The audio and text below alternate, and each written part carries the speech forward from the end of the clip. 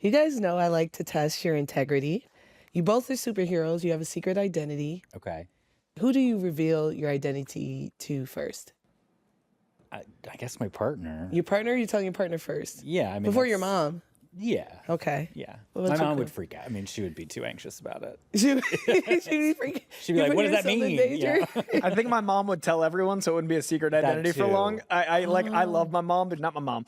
My fiance. I think my fiance would be like, I'd want someone that I'm spending the most time with to know. So I would be like, oh, this crazy thing happened in this bank robbery. Wow. This crazy thing happened just so you guys could gossip at home. Yeah, I feel like I'd need that outlet, right? Okay. I would tell you guys. You tell us first? Yeah, I actually have to tell you guys something now. Don't freak out. I am Fantastic Frankie. It's me. Oh, I thought you were just a random person. Yeah. I was so confused who was asking us questions until this moment. Yeah, Wow, those glasses really, it's crazy what Yeah. glasses will do. Yeah. Your whole body language. I mean, the changed. confidence. Yeah, exactly.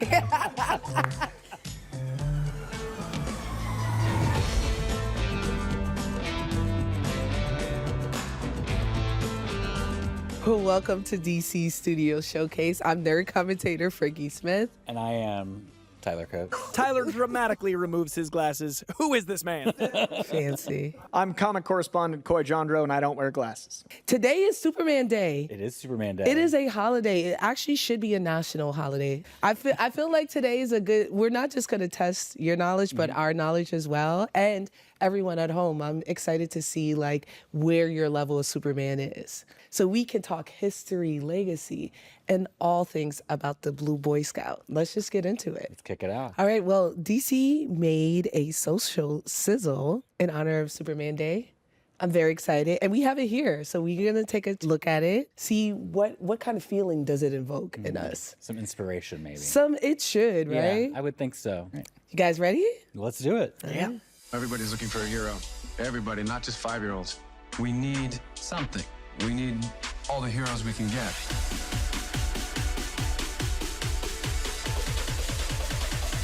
The Superman shield is a reminder I was flying, I looked back, I was like, damn, I'm Superman. to live your truth, stand for justice, and strive for a better tomorrow. It inspires us to look up, ignites the hero in all of us, and makes us believe a man can fly. Superman may be from the stars, but his heart belongs to Earth. He connects us. Superman is just like myself. We embody power, strength, and we protect all. And when we embrace one another, we too can become heroes. So suit up, stand tall, and show the world what hope looks like.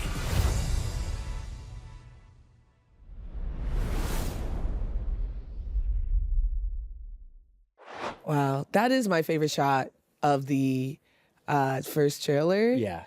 Superman protecting that child from the debris. Yeah. I just love the feeling of hope this elicits, right? Like, I love an idea of like a summer of hope, a year of hope. Like Superman Day is the day, but we also were leading into this big, like, it feels like an event. It feels big, and I love that. I feel like as a DC fan, there's been a long span of time that I was fighting for my life, particularly for Superman and explaining why he's so cool.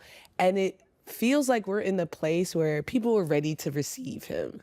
Right. You know, Yeah. like, and DC in general, like people seem very optimistic. Do you feel a little freaked out that this is probably going to be someone's first Superman? I'm actually excited. Yeah. Honestly, I think that it's going to be such a great depict. Like my friend sent me a video that I made like 3 years ago, and I said I was going to work with Peter and James Gunn.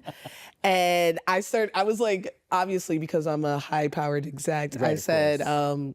like the ideas that I wanted to see him, and he did it. All right. Maybe he actually maybe when I talk to James Gunn in person, I will say, "Did you steal all of my ideas?" Yeah. I'm sure he did, right?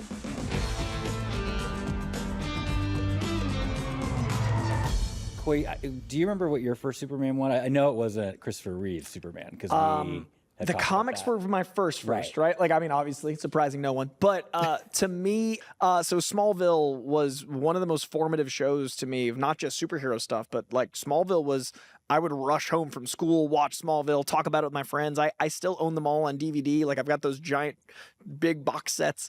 And every time Superman would do something, every time Clark would do something, every time like Tom Welling and Michael Rosenbaum would have a conversation and be like, but it's like the comic. And it was just so special and magical. So I think Smallville's the one I'd give the credit for my first. Yeah, I think my first Superman, I did watch the Christopher Reeve films, but my first Superman was definitely Smallville. I think I was in college when Smallville. It is.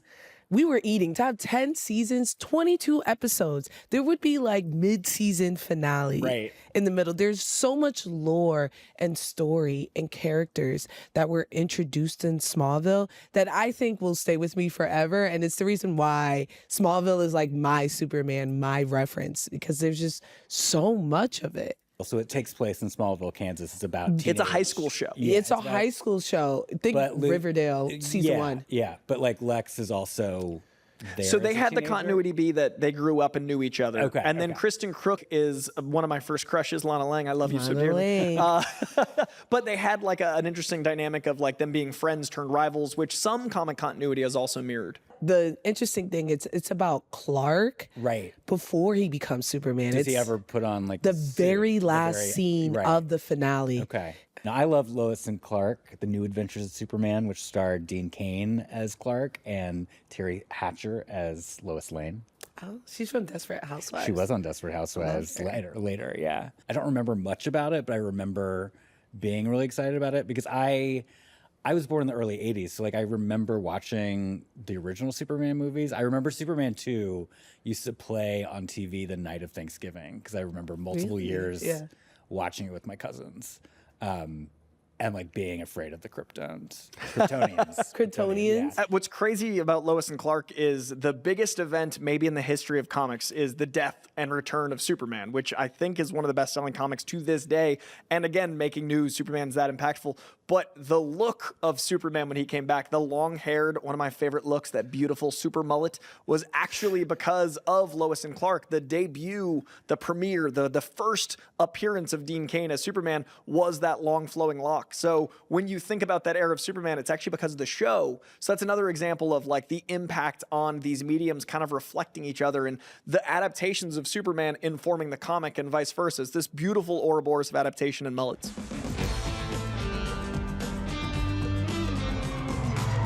You know, obviously Superman has evolved so much since the beginning, and we've seen so many depictions of them. And I heard you have a bunch of history. Yeah.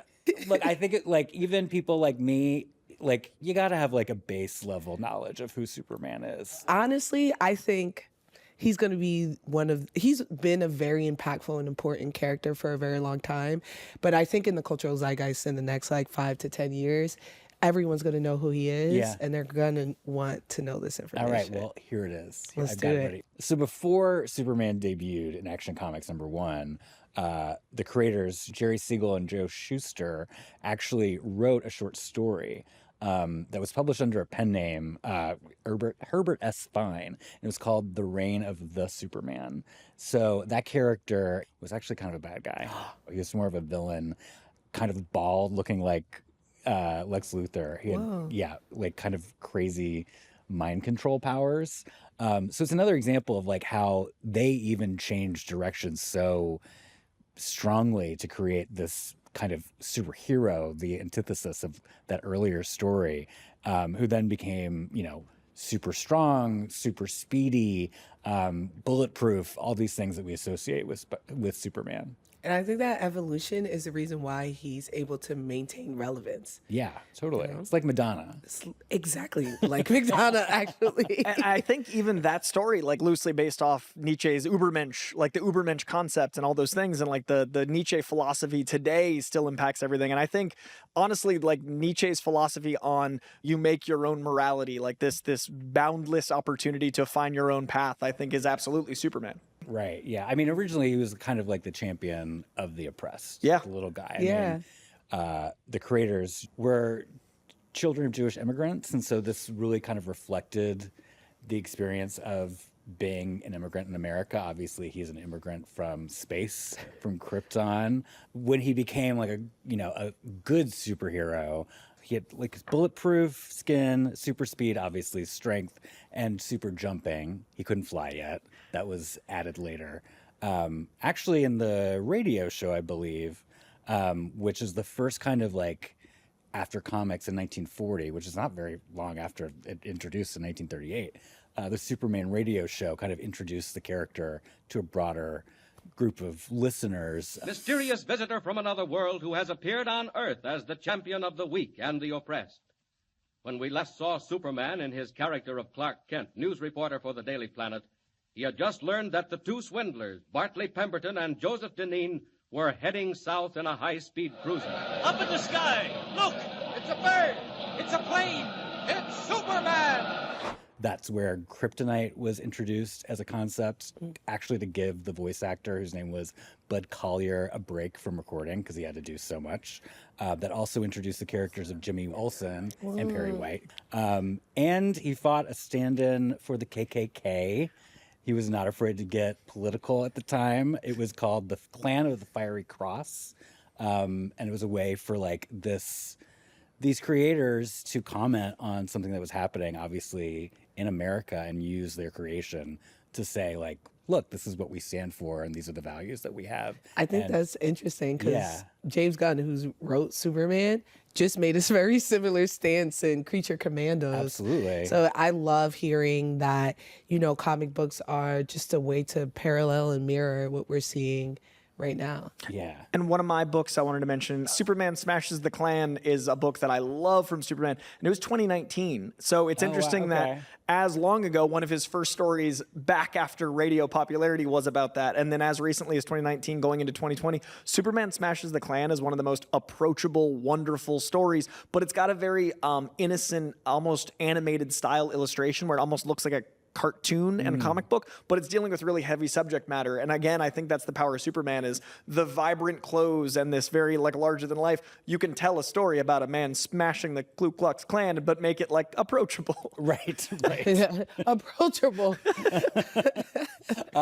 So after having success as a radio play, the Silver Age kind of began in the 50s to the 70s. And that's where we started seeing Superman show up on our TVs. There are two shows. There's Superman's live-action film serial, which was the first live-action Superman starring Kirk Allen. And then in 1951, the first feature-length film, Superman and the Mole Men, starring George Reeves, not related to Christopher Reeve. But he was the first I think the first recognizable or person associated with the character. There's a movie called Hollywoodland, starring Ben Affleck as George Reeves, that discusses or looks into kind of like the shady elements around his death. And I also, I mean, we don't talk about the irony enough of Batman playing Superman. Like, that's so crazy of all the people that Ben Affleck played. So George Reeves started in the movie and then was the star of the TV show Adventures of Superman, which lasted from 52 to 1958. And then that's when we started seeing spin-offs written about the other characters like Jimmy Olsen and Lois Lane.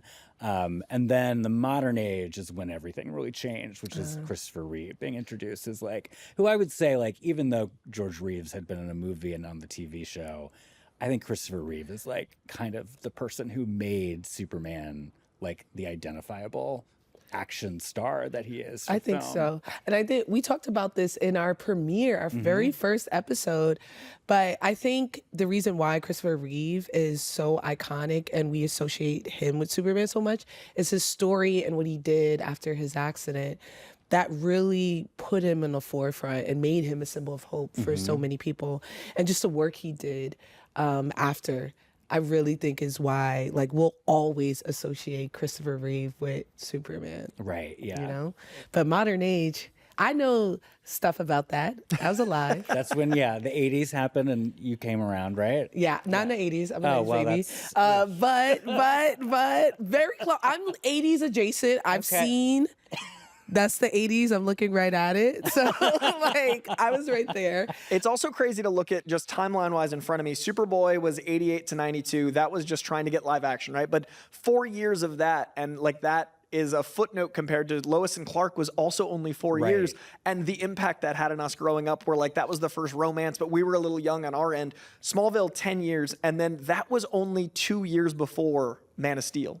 My brain cannot equate that Smallville ended only 2 years before Man Well, of it's Steel. kind of smart, like I think that's how you get kids interested in. Yeah. It's just like you make the story appeal to them. So making it like literally take place in a school situation, like a teenage environment, is like a way to hook them. And then that is crazy that like literally as soon as you're done with that, the first Superman movie of your lifetime comes out, which is 2013. And actually no, that's not true because Brandon Roth. yes, had a Brandon credit. Roth, yes. Is that my New York accent coming out? Brandon Roth? Yes, he had a film. He's also in the Arrowverse. Okay. He plays the Atom. And that was 2006, the Superman Returns. Man of Steel, I think Zack Snyder creates some of the most impactful and beautiful visuals we've ever seen. What was your impression of Superman when you watched Man of Steel? I thought the narrative, like the disjointed narrative, was really bold for a superhero movie, Yeah. like on that level. And I mean, he looks so much like Superman. It's insane. He does. Like, he was built in a lab. I agree. I honestly think the same about David Correspondent. Yeah. When I see them, the two of them, I was like, who will they get to look as much as Superman as Right. Henry Cavill? And then I saw David Correspondent. I said, how does this happen twice?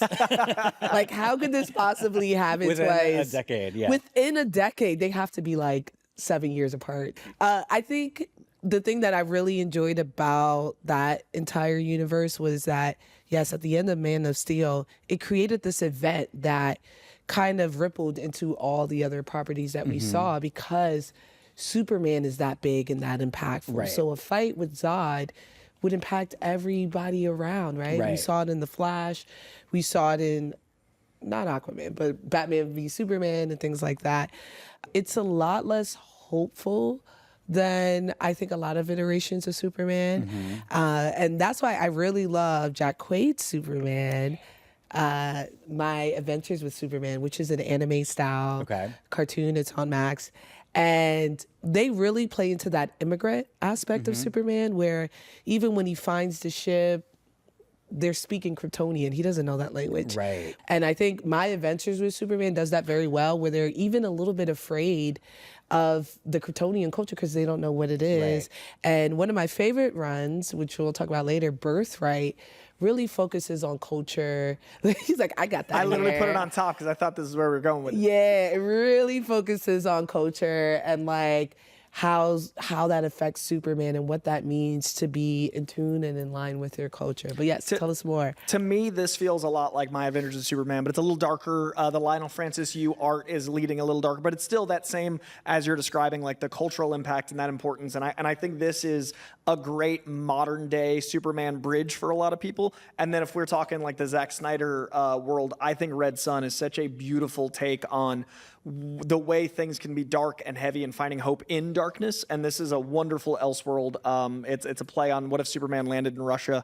I think since we're talking about the psychology, Superman and Lois, which is also on Max. CW and Max, yeah. It did start on it, and once again, CW. It really explores the psychology of Superman, his relationship with his sons. He has two sons, which I believe one they made up for the show. Yeah. In the comics, Jonathan Kent. Yeah, they have John. Is canon in the comics. And there's some really interesting stuff with him because he goes away for a long time and rapidly ages up in the Brian Michael Bendis run. So he goes from like baby to like late teenager. And then he takes over the mantle of Superman in very interesting ways. And that's a longer story. It was a huge thing in the community because he is queer, Jonathan. And so everyone who doesn't read comics, the headline was Superman kisses a man. Right. And it was everywhere. Right. It was you would have thought it was 1930 again, like the way everyone was talking about it. But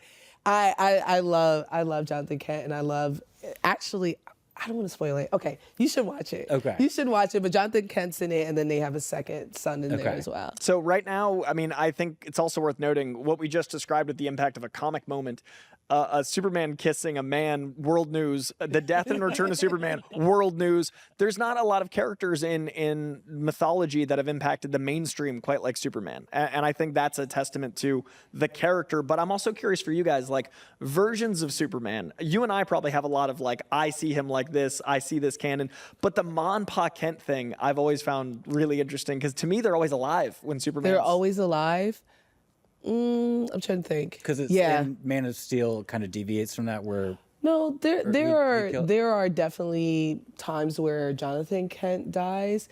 For me, Man of Steel, I think, was different in the way that they killed Jonathan Kent because I think the point of when he does die is that it was out of Superman's hands. Right. He couldn't save him, right? Well, he told him not to. In the Man of Steel, but normally it's why would Superman listen to his father? In some continuity, he has a heart attack. Like usually, it's something that shows the impossibility of saving everyone. Like the commentary would be, even with all your power, life does happen. Humans are fragile. Like there's a lot of undertone. But to me, Mon Pa Kent are usually on the farm in Smallville for a lot. Like I think of them as living in Superman. Generally. So it's interesting that Man of Steel is this huge, like this generation's Superman. We talk about all these different eras. A lot of people's Superman has no parents. So it's an interesting thing to me as someone that grew up with Smallville. And that Superman has Mon Pa Kent. Yeah. And now going into James Gunn's Superman, I'm really curious what this next wave, because to me, they're alive. I like them when they're alive because first of all, it's incredible PR for Kansas. It is incredible. These are the nicest Kansans of all time. And I love it. My Adventures. So it's Wizard of Oz and then Mon Pa Kent. And then Mon Pa Kent. And that estate is actually gorgeous. Frankey, thinking about the tourism dollars, she's like, great for Kansas. It is great PR for Kansas. But even in My Adventures with Superman, the cartoon we were talking about, Jonathan Kent is in it. He has Mon Pa Kent, and they are the best people ever. And there's a line where Clark comes to them for counsel, and he's like, what do you do if you have an enemy? And Jonathan Kent's initial response, without even thinking, is, I make him into a friend. And it's just such a great reflection on why his character is so good, because people are like, no one's that good, and then you meet his parents, and you're like, oh. It's sort of an interesting, like, compare that to Batman, who has no parents, famously. Yeah. And that trauma just destroyed his life and made him a bitter, made him bitter. You need a mom. very rich person. You need a mom. You need a Martha. You need, and I think that's what Zack Snyder was trying to say in that scene in Batman v Superman, is like, that is something that anchors you, right? And not a mom per se, but someone to guide you through life. And I think that is what makes Superman so special, is the way he was brought up and those morals lasting through everyone testing him. Yeah. Which is and I think that's what also makes him such a good match with Lois, who is a army brat. Yeah. And like, she's like cynical. I mean, she's cynical. She's a reporter. She's like looking for like the scandal underneath every. I mean, he's a reporter too. Yeah. And he's a good one. Yeah. I think people forget that like there are definitely iterations where they're rivals. Right. You know what I mean? And like, not full on rivals, but like they work professional together. Peers. And like they're competitive. Yeah, exactly. And you know, that's something that challenges. I think My Adventures of Superman does that as well. Like, I think that's one of the elements I really love, is the dynamic between Jimmy, Lois, and Clark at the planet. And then also like that being a factor of what Clark's personality is so shaped by his friends. And I love that Jimmy's so wholesome that he uplifts Clark's silly wholesomeness. And that was another canon question I wanted to get your take on. The goofy elements of Superman, I think, are so important, like fifth dimensional imps and like crazy powers. And like, and a lot of times they get added depending on the continuity. Like we've talked about the kryptonite for the radio show to give that guy a break, but also the leap tall buildings in a single bound turned into Superman literally flying, because that's way more dynamic in animation. And now that is his canon. So Superman's got all these powers, like throwing his crest. Right. That all evolves and changes. But to me, there's something so true about him. I'm like, all right, I buy it. Like ice breath and heat eyes, sure, why not? Like there's no real barrier, but there's something so true and wholesome about him that I always go like, okay, why not? So is there, how do you perceive the character? Do you like the more absurdist elements or do you like the more grounded? I'm a more grounded Superman. And I think that goes back to the Immigrant story. Like that really is my drive, like reading it. Or there's some, I don't want to call them dark, but they do have some wacky element. Have you ever read Superman Lost? Oh, it's so good. Yeah, like so it reminds me a lot of Women of Tomorrow because I know that's your jam. And it's Very like cosmic. They go on a mission in space, like the Justice League and everything, and they basically lose Superman. And he comes back and he's like, yeah, tripping. It's been weeks I've been trying to get back home. And he talks about like, you know, his what he encounters, encounters in space. It plays with time in a comic book, which is like it's not rare, but it was very interesting the way they did it.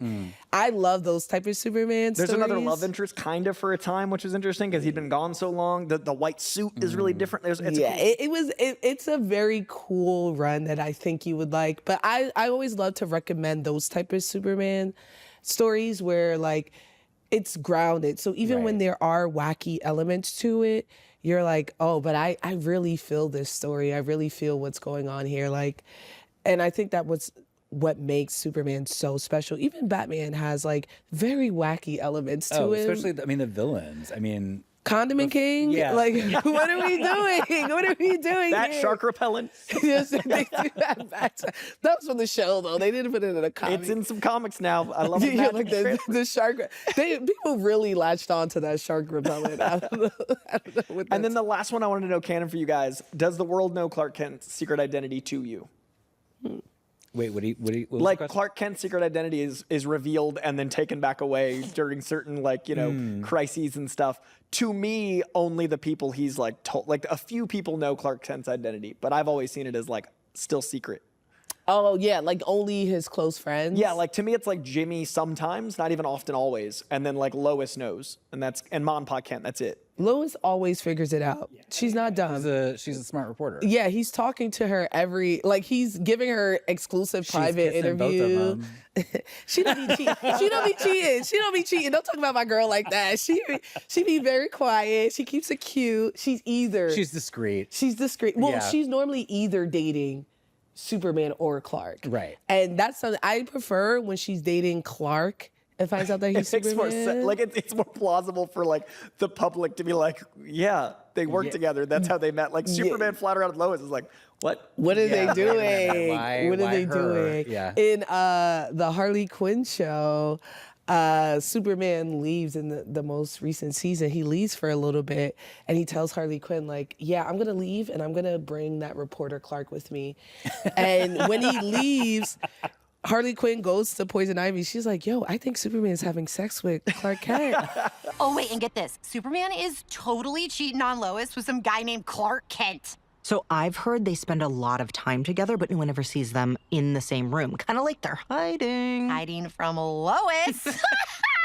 I think that's one of my favorite aspects of Superman is that your personality, your demeanor, the way that you move can impact the way that people perceive you, right? Never in 1,000 years would people think that sweet, meek Clark would be Superman. Yeah. You know, who's unless he's like confident and Henry Cavill shaped. And Henry Cavill just put on a. Yeah, he's like, wow, this reporter is jacked. When does he have time? I know no writers, journalists who have that body. I'm actually, and I'm looking at you, Coy. I'm actually very suspicious of jacked. Oh, same. What are we doing here? What's going on? You know Jerky what I mean? for breakfast. Jerky for breakfast. That's how you do both.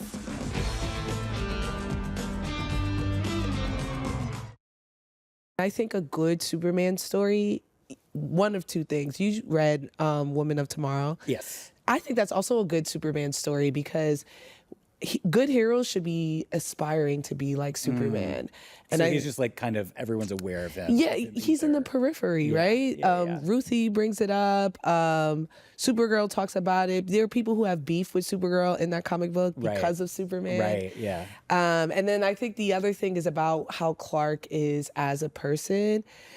we could talk about, I think we'll talk about it in a bit, but Kill Bill do you remember that monologue? I've forgotten about it until we had talked about it recently. Yeah. So there's a monologue for those of you at home that Bill gives to Uma Thurman's character, the bride, before she's there to kill him. And she talks about Superman and how Clark is his fake persona and Superman is who he is. And to me, that was my signal that he was a bad man. Because anyone who interprets Superman mocking human race by being clumsy and like smaller doesn't understand what Superman is and why he is. He is Superman, he is Kal-El, but he's Clark too. And that's the whole point, that he's both. Yeah, it's the struggle. It's the struggle. Is he human or alien? Yeah. But he is human, right? He was raised human. He came here. He came here when he was a baby. He doesn't remember Krypton, and that's the whole thing. And that's why he and Supergirl are so different, because she does remember Krypton. I know. I feel like I'm like... No, that's exactly... I totally agree. And I think that's the inspiration of what if a person that isn't technically human is more human than any of us? Like, that's the beauty of Superman to me, is like, why don't we seek the best in ourselves? I love that aspect of Clark and Kal-El, the code switching aspect of Superman, who has to make himself smaller when he's around anyone who doesn't know that he's Superman. And that's why I think it's so interesting that someone would say that he's mocking the human race when really he's just trying to be more relatable. Right? He's trying to make himself smaller because he's dangerous. Right. People perceive him as dangerous.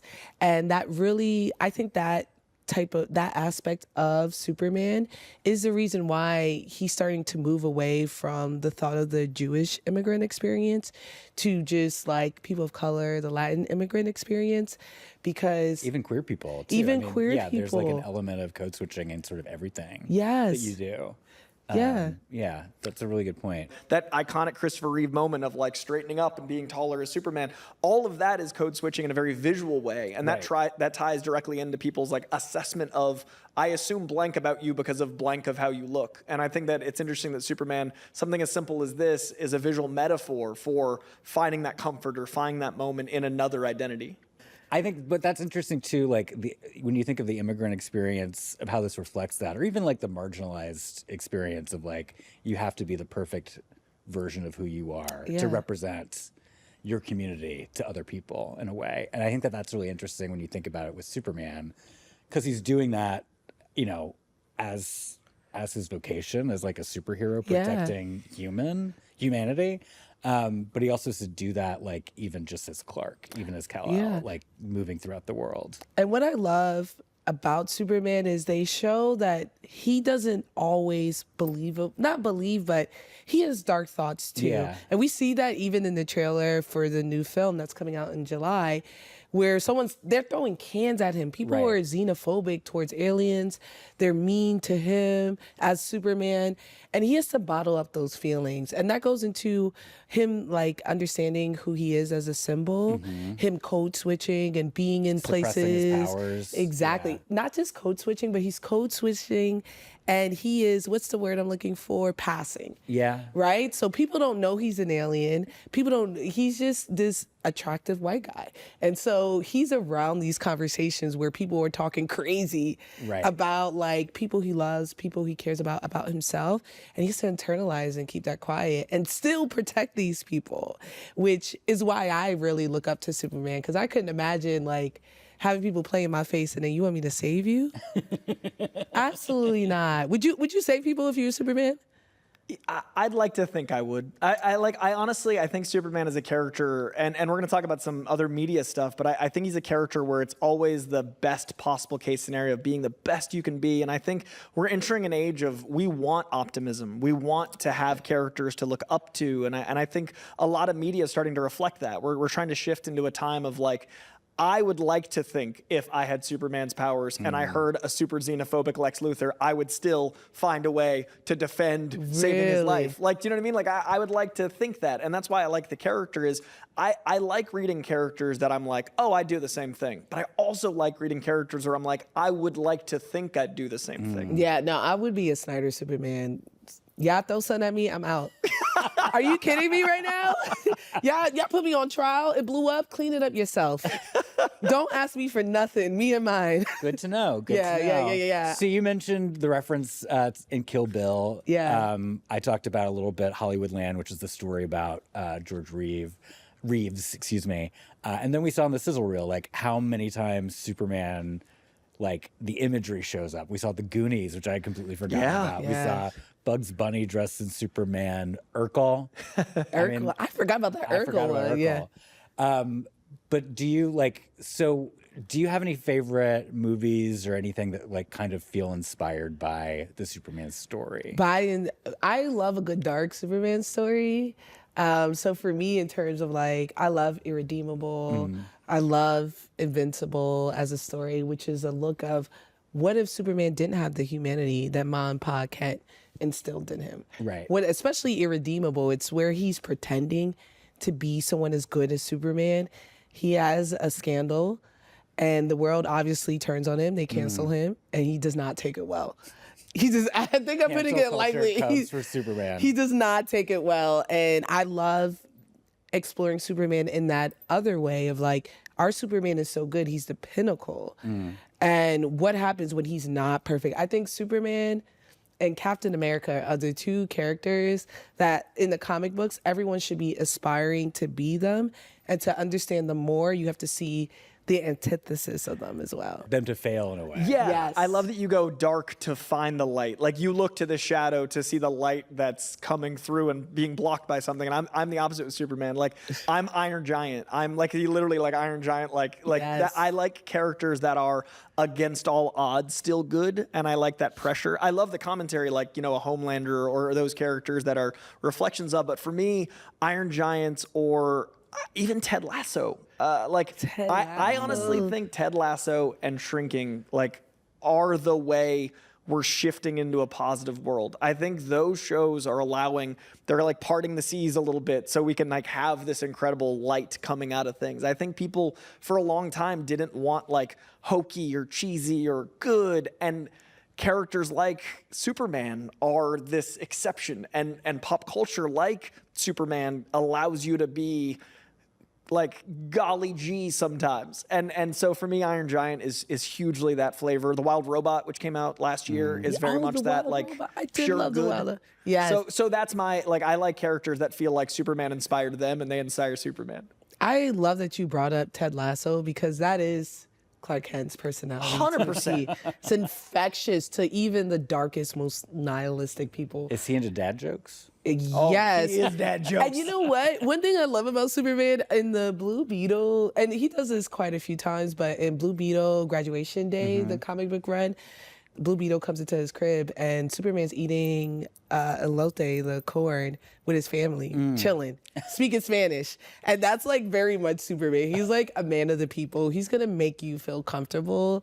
And back to what we were talking about code switch, he's like a chameleon in that way of whatever environment he's in. He can fit in. He can fit in. He's not going to complain. I think Absolute Superman's really doing a fascinating job doubling down on that. Absolute Superman, refugee, man of the people, using that symbol. I mean, you're reading it, which I love your take on it because you have this singular vision of Superman, and then this gets to be totally different. Right. And he has that symbol that shows a lower class of Kryptonian, him standing for the people of Earth that are literally being persecuted most directly, but he's still Ted Lasso coded. That's, there's still that joy and good, and that's just such a beautiful character.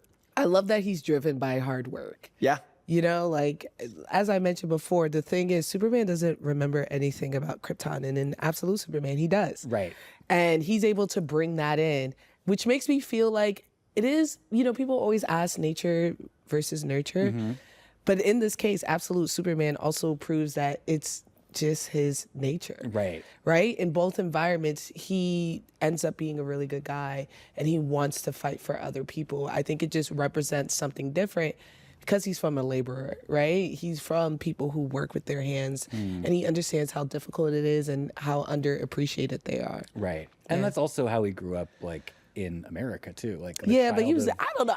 Farmers. Maybe because I grew up in New York, I didn't perceive Superman as poor because he was on that big-ass farm.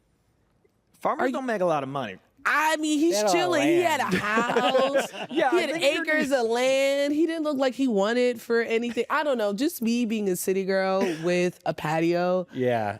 I think you're literally thinking of land, which is funny because like I totally get that. But Like, can we appraise Clark's land? How much is that? I'm sure it's The Kent millions. estate. The Kent estate. I think that's also a dichotomy with Bruce. I think Oh, Superman. absolutely. Yeah, Superman does want four. Like Clark Kent wants four things, and like I imagine his clothes would have been secondhand, and like whereas Bruce represents that other side, and that still puts Superman in that working class. Like Wow. use And Levi's. Yeah, I mean, I'm not that's going to an hold you. I interesting- never perceived Superman as working class. But Oh, I think for it's sure, because of the yeah. crib. I saw the The house. farm, Frankie. The Yeah. farm. Do you is know any huge. farmers? I don't know. I was like, they got this big old tractor. Frankie, it is Smallville. It's called small. Like that's the definition of not affluent. It is a Smallville. I thought he was a big fish in a little pond. No one was big in that pond in Smallville. The dichotomy of Metropolis and Smallville is the point. Like it's a ville that is small. I thought he liked that, look. I thought he was It's not an into- aesthetic. It's not farmcore. Steinbeck Great Expectations. You have look. gasted my flabber, Frankie. I in am. Kingdom Come. Yeah. His farm was decked out. Like Well, he had a simulation on it. And But stuff that's like that. a future commentary. Like it's like but I think it's It, really it had to interesting. still be expensive. What we're talking about right now is a great example of an exposure to a culture. Like what you're describing, like I grew up, I was born in Virginia and like lots of farmland and all those things. And I think of that as like the definition of working class and paycheck to paycheck and on loan for the equipment and all those things. But optically, New York is like, I have more than 5 feet of land. I have money. Yes. Yeah. And you'd have no way of knowing that. That to me is Batman v Superman. That to me is like how these miscommunications happen is just optics. And that's why so being good against all odds is so important. My father was born on a farm. He didn't have running water until he was 7, which was 1957. We had a parade when they installed the second streetlight in my town. Oh yeah, my town only has one. That's nuts. I'm sorry to both of y'all. I'm sorry to both of y'all. But I couldn't run freely outside. Yeah. Well, I have something exciting to tell you both. Ooh. I don't know if you know about this yet. DC Studios released a BTS sizzle reel from the new Superman film, out July 11th. But today we're going to see some behind-the-scenes footage, and you'll actually, I think, see some glimpses of characters that you knew were going to be in this film, but haven't seen yet. So, Give me every frame. I want it. I'm excited. Let's check it out. all right, we ready? Yeah. Let's turn it on. Being a child, I loved the purity of Superman. It was a time when I was starting to understand what movies were. James didn't know that Superman was in his future. He wasn't sure that that was the one he should be doing. And then he called me one day and he said, I have a way in. I know what I want to talk about. I had been trying to crack it for years. This character's noble and he's beautiful. We just finished day 1 on Superman. It's been a hell of a week at the office. His scripts are so unique, his stories, they're heartfelt. You know, we love the opportunity to play with the incredible DC library of characters and stories, and we really want to do justice for them. Welcome to the Daily Planet. It's been so much fun to have the gang together finally.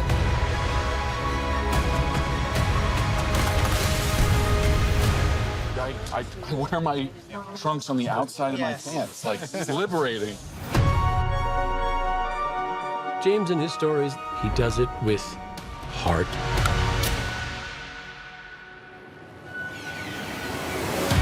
Superman is a character who's good. Who is filled with hope.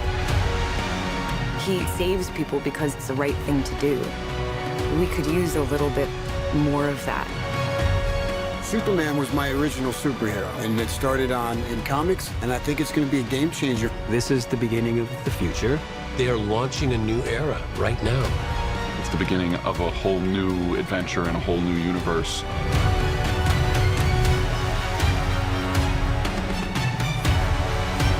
We're just getting started, and we're already deep in the DC universe.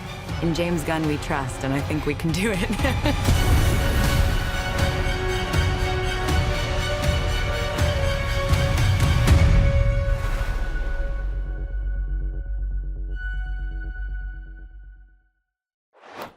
All right.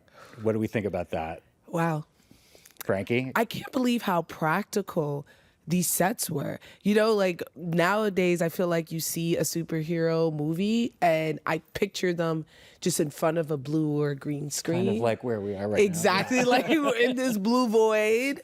And now it's like seeing them create like the Fortress of Solitude, the snow he was in, see them use actual fire, which I heard James Gunn loves fire. I believe it. Yeah. I believe it. Yeah. As a kid that grew up with these characters, seeing behind the scenes footage adds this realism to just the casualness. Because, you see a movie and it's done and it's color corrected and it's got, everything is polished to the point of a final production. And I don't love like paparazzi photos and too much that's like, not finished. Like when you see something when it's not ready yet, you never get to see something for the first time again. You'll never have that reveal moment. But what was really cool about this footage was it was behind the scenes, so we got it in the context, but it was still that like working and active and like seeing these characters that I've read since I was a kid in 3D as acted by these actors, and the dialogue about like, we're doing this movie with the DC universe already in motion, like whatever Rachel Brosnahan said to the point of like, in James Gunn we trust. Yeah, like this. I couldn't believe he said that. So like I think it was really cool as a comic fan to see characters in motion, not in the movie, like they're just like living in some multiverse over here. Also, NoHo Hank. NoHo Hank, Anthony Carrigan, who played NoHo Hank on Barry. Yes. We see a shot of him playing Metamorpho. Is that right? Yeah. Yeah, he's a villain. He's a villain. He's great. Is he going to be the villain, do we think? He's a misinterpreted character. I wouldn't go so far as to say a villain. Anti-hero? He's got proclivities. Okay. I think we use anti-hero a little bit too much. Yeah. Generously. But I saw a lot of the characters, and I think that was one thing that I feel like is really to James Gunn's strength, is that he's able to balance an ensemble. And we saw them all. We saw so many characters. We saw Lois. We saw the Daily Planet, which looked really modern and cool. We got to see Eddie Gathegi. He wasn't wearing a costume. Not Mr. Terrific, just Eddie. Yeah, just Eddie. He's so very cool. We saw, I think, the biggest shot of Skylar Gisondo as Jimmy Olsen yet. Eddie, not in his costume, but like it's an ensemble. It's a huge, it's the family at the Daily Planet. It's, his family of heroes. Isabella Merced as Hawkgirl in her costume looked awesome. Yeah. Well, that I could talk about Superman all day. I love Superman. Turns out I could too. I knew you could. I said this before we even started filming. I was like, Tyler, you could talk for hours. He's just that interesting of a character.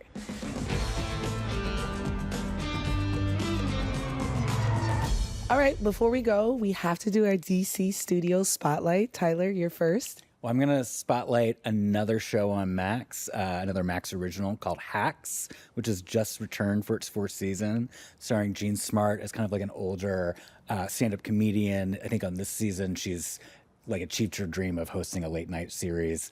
And she's paired with her writer-producer, who is much younger, Gen Z, played by Hannah Einbender. And it's one of my favorite shows. I'm so glad that it's back. Okay.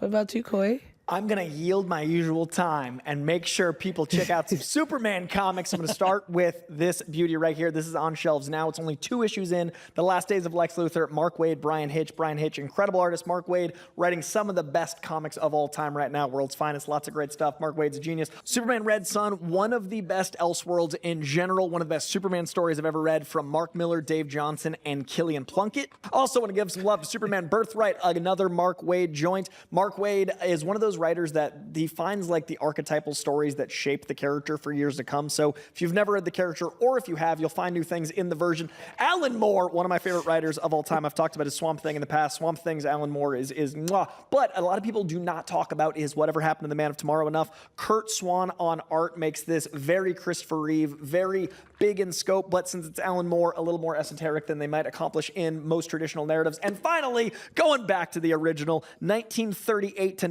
1940s original Superman story from Jerry Siegel and Joe Shuster. If you want to know the mythology of the man that we've talked about at quite length here, you can check this out. All of these comic stories available right now in the DC Universe Infinite app. And right now for Superman Day, there is a free curated list of Superman, no paywall. You can dive in. I'm going to talk about DC Universe Infinite again in a minute, but I wanted to give these some love for the spotlight.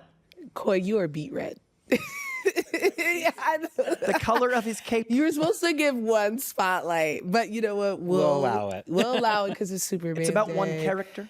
It's about one character. Well, you know what? I'm going to stick with Max. I would like to recommend Righteous Gemstones. I just started watching it. I did not know. I fell into Vice Principals, and then I just was like, what else has Danny McBride done? I did not know he's such a prolific and thoughtful writer. Eastbound and Down after this is where where I should go. Okay, well, yes. Right now I'm on Righteous Gemstones. I believe the fourth season just started. So if you guys want to catch up, it's really good. Yeah. Well, that's all we have for you guys today. DC Studio Showcase comes out every other Friday, except for this time we had a special episode. We got 2 Fridays in a row. That's didn't true, we? yeah.